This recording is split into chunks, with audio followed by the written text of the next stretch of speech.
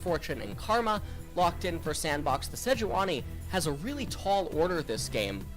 Pantheon is a pretty awkward matchup in mid lane, and then obviously Sett versus Aatrox. That's one of the lanes where Afreeca finds an advantage, so we'll have to see what can go on.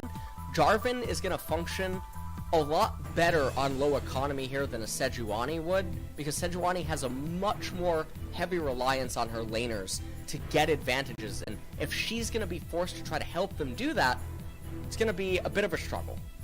Yeah, I think some of the cards on that note will be on to KIIN trying to outplay Lonely. Of course, when you look at that matchup, just in the lineup, you're saying, okay, I mean, KIIN is going to bop this guy.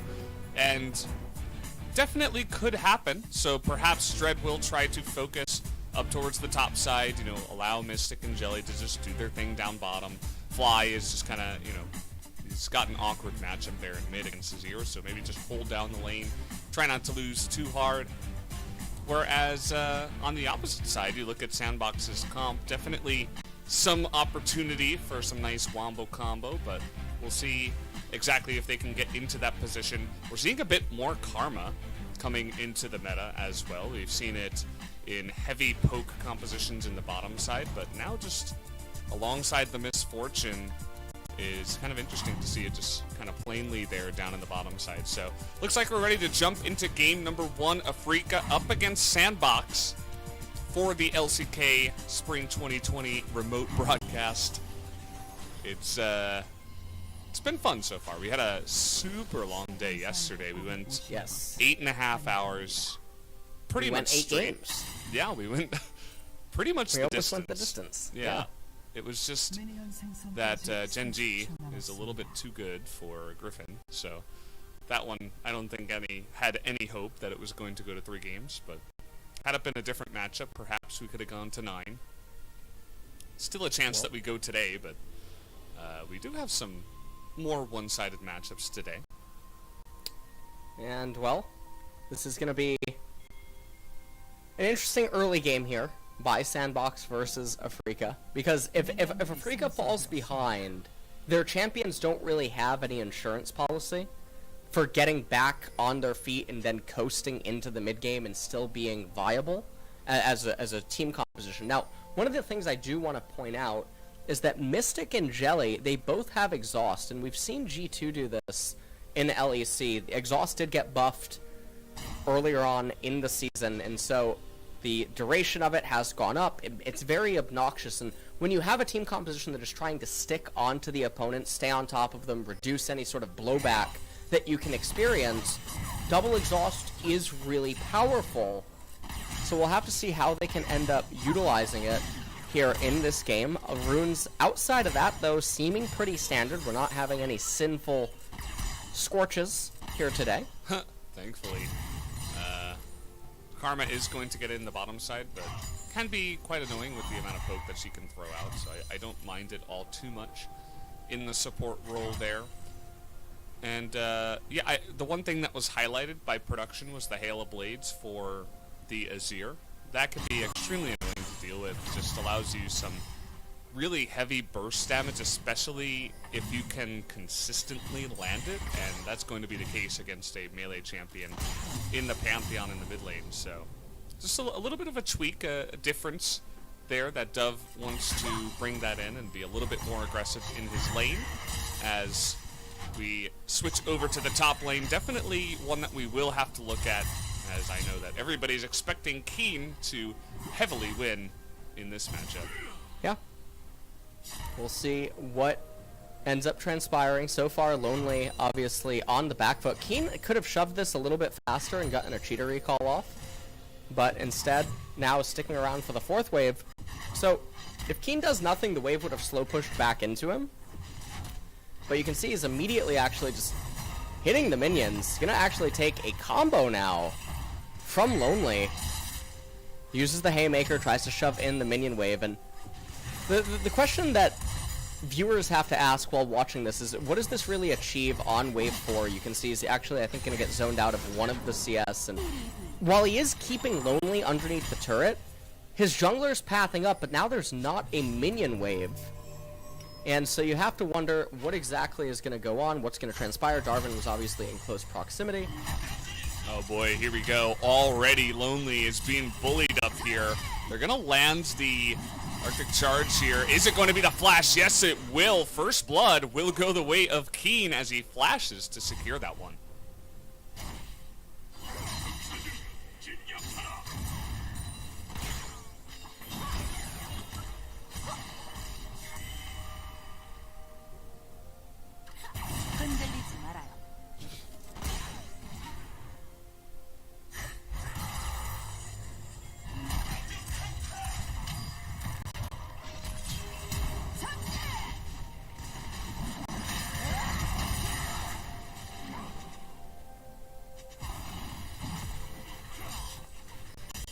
Yeah, and looks like My maybe, microphone muted. Maybe we lost you for a little bit there. We did lose me for a second. Is this the Valdez solo cast again? No, we're back.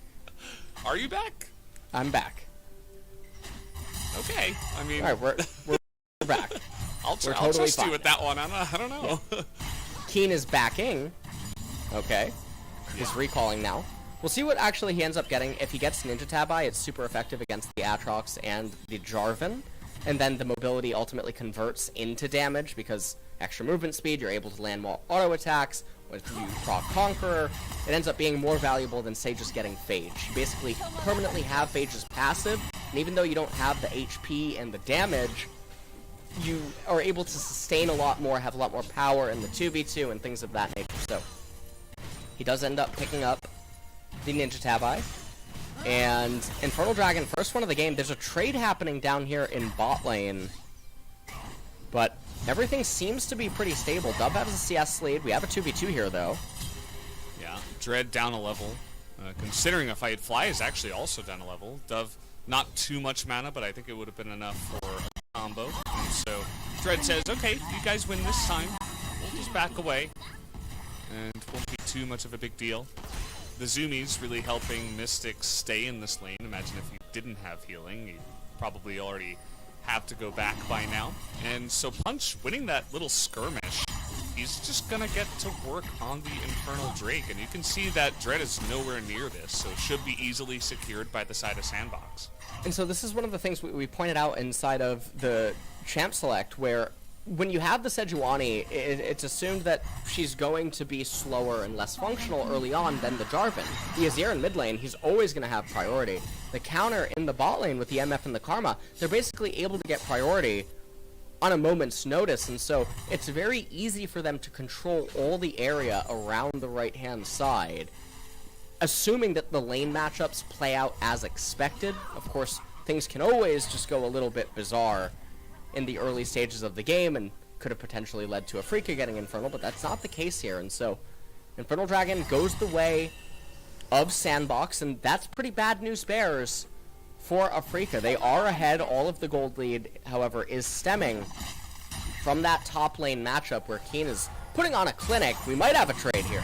Okay, yeah, getting in here, but Gorilla is going to be joining this one to make it a 3-on-2. They're trying to collapse onto Aatrox, but they need to be the ones that are running as Dread is going to turn around. But there we go, Pantheon now trying to come on in as they're really trying to force this fight. Pantheon going to get exhausted, and so really needs to run away. Puts his E up for the block, has to flash as KIIN sticking around for a little bit long, trying to push them back. Jelly finally making his way up to the top side. Pretty cute, the little cat on the book, just desperately trying to find a friend. Eventually finds Dread as nobody dies in the trade. Yeah, and so what ends up happening is a bit of shared XP on the minions. Root was actually trying to run up as well. He ended up turning back around and heading back towards bot lane. And meanwhile, Dove got a lot of solo XP. He got chip damage onto the turret, also ends up picking himself up a plate. He's getting another wave. He's going to crash it in. Pantheon will arrive for it, but Jelly still hanging out with the boar. So I'm not really sure what's going on there. Obviously, Lucian Animals down. stick together. Animals do stick together. Animal Crossing is a great game. So that's why. I mean, if you need any more proof, it's right here for you, Valdez. As bot lane, Mystic is isolated by himself. Now, the reason that you see Root and Gorilla not really trading with Lucian is because the wave is coming back in.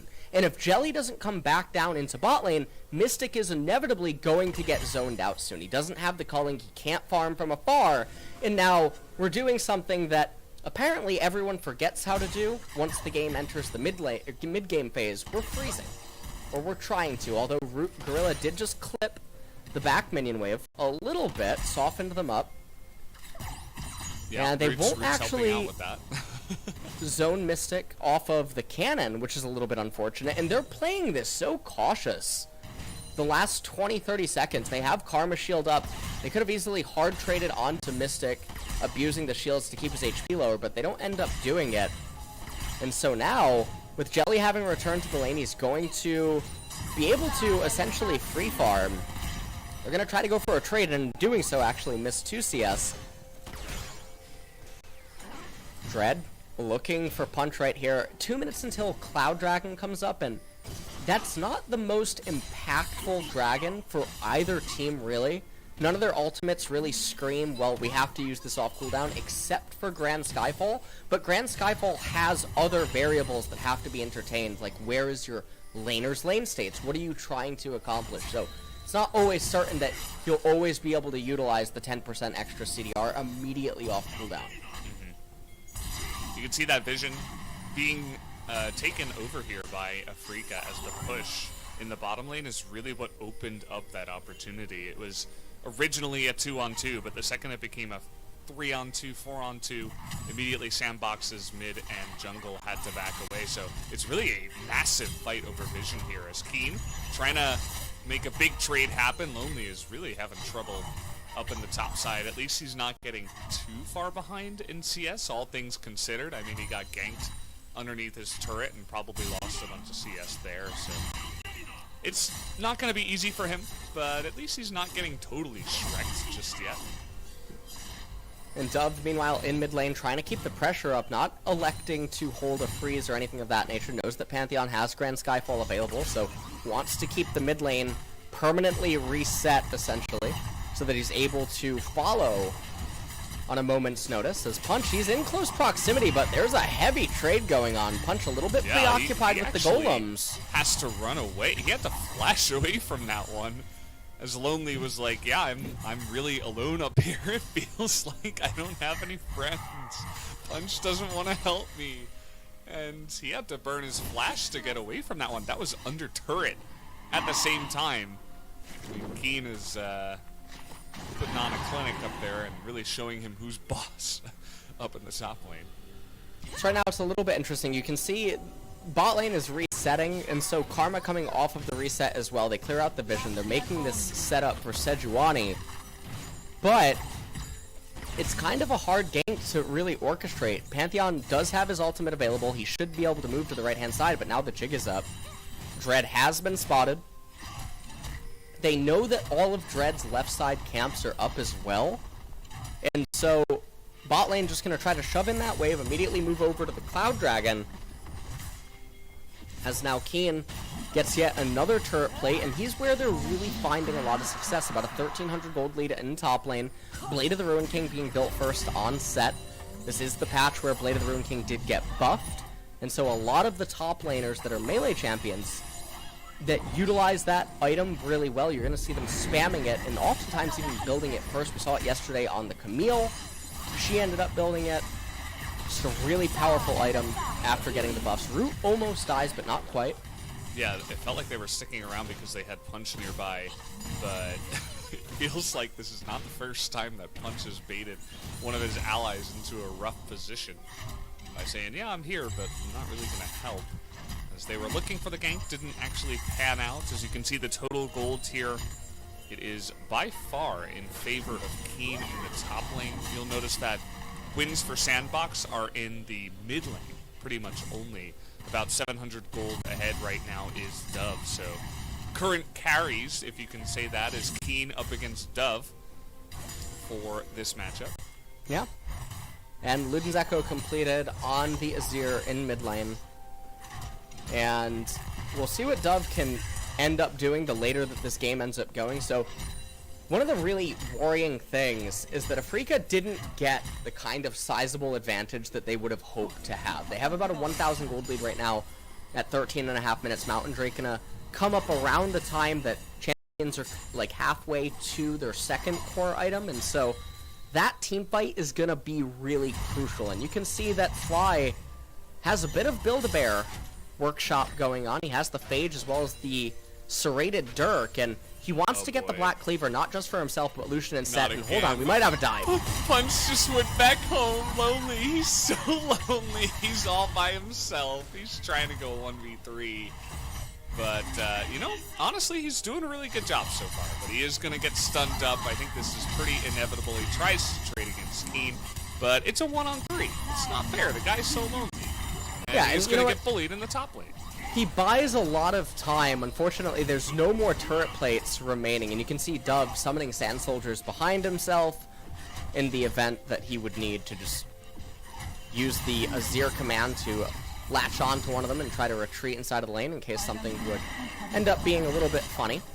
As Mountain Dragon, 2.5 minutes, surely is going to be taken by Dread, but no turret plates really remaining. It's not the most impactful neutral objective to pick up at this point, although they really will need its assistance to get the damage onto Azir's mid-tier 1 turret, because that turret really will become a thorn in their side in the later stages of the game. They have no siege potential. They have no way to poke SANDBOX off of a turret, and with Azir's wave clear and MF's wave clear, things get scary.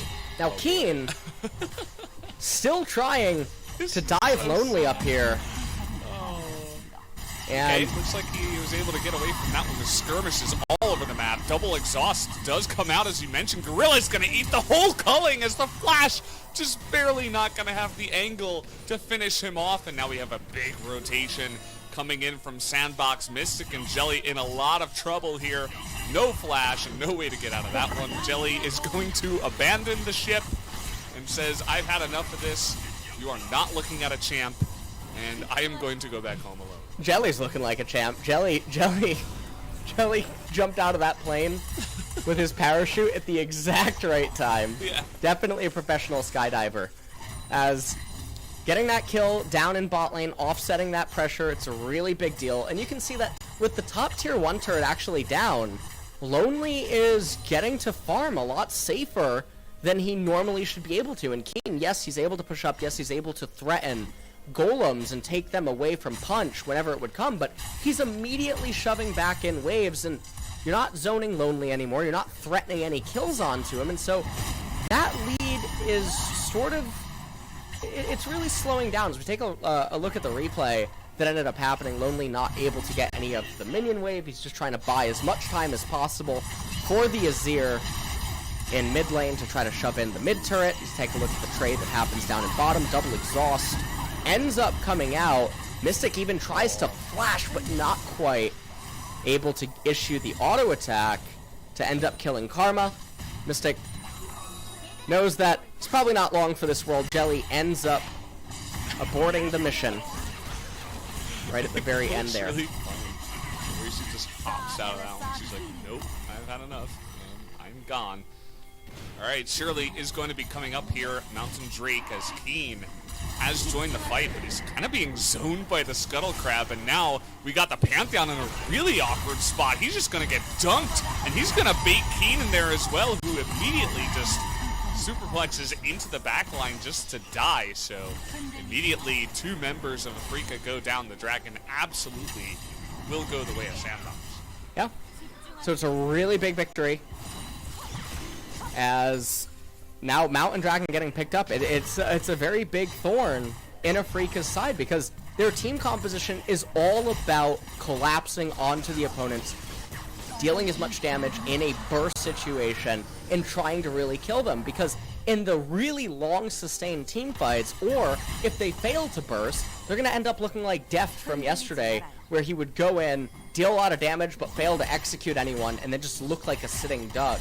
And when that happens, with all the resistances getting stacked up, I mean, we have a kill happening here in mid, but it's a 1-for-1, and this is a nightmare situation for Afreeca. They're on a timer, they're on a clock, they don't have a real solution, and SANDBOX are the ones gravitating towards a Mountain Dragon that will, the Mountain Soul will just end the game.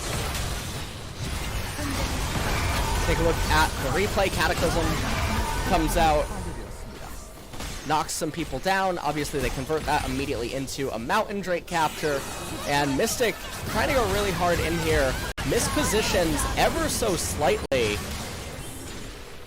And ends up just dying for his attempt to get a kill. And so it's less than 1,000 gold lead for Afreeca right now.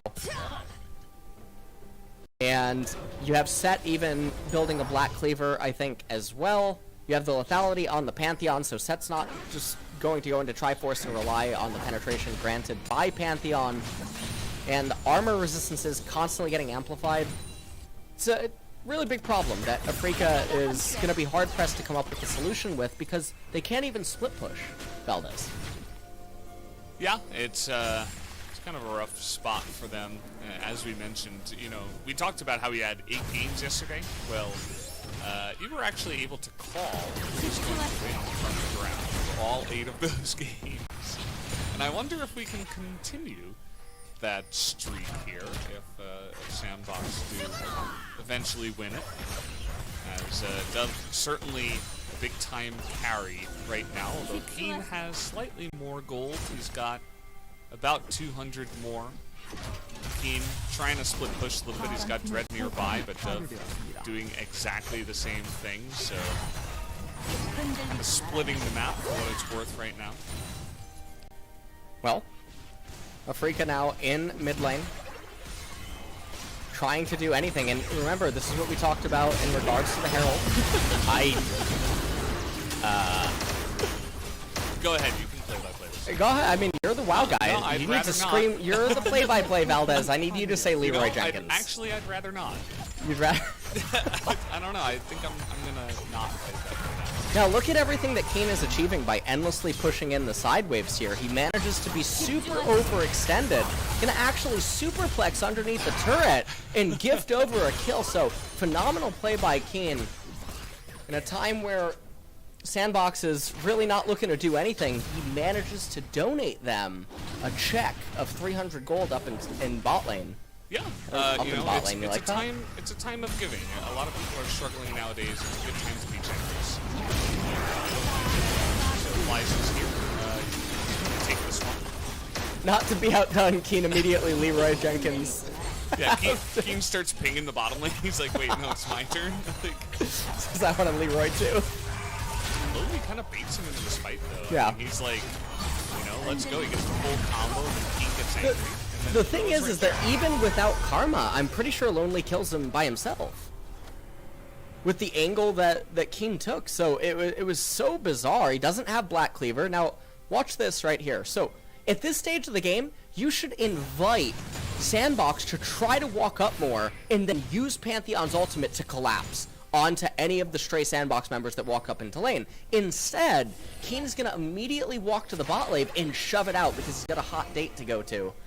He has somewhere to be, so he's going to shove the wave right into the bottom tier 2 tier of SANDBOX again, fail to push or do anything meaningful. SANDBOX is going to thank him for his efforts as they continue to gravitate towards their superior scaling in the game, and then ultimately win the Mountain Dragon. So rather than freeze or slow push side lanes and then use Pantheon to collapse on stray SANDBOX members, they're constantly playing ping pong with SANDBOX because they're good friends. They're trying to make Lonely not feel so lonely anymore. KIIN says, I'll play with you. Let's have a fun trade over and over and over again. And it didn't work out too well for KIIN. This is, you know, we talked about this yesterday. Of course, we're doing the remote broadcast, as you guys can probably tell. The players are all playing remote as well. We've seen more than often some players just like going down, just like solo queue-esque maneuver, where it's like, what was he thinking? And maybe playing at home is just, you know, it's a totally new environment. You're not at the arena.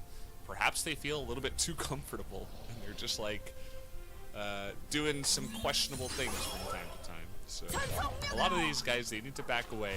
We're getting the big zoom in onto Sejuani here.